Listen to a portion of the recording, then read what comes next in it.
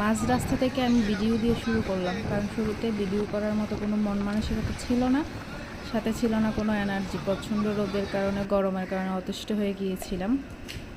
যাচ্ছি একটা মন্দিরে, অবশ্যই মন্দির কোনটাতে যাচ্ছি সেটাকে দেখাবো আর আপনাদের সাথে শেয়ারও করব।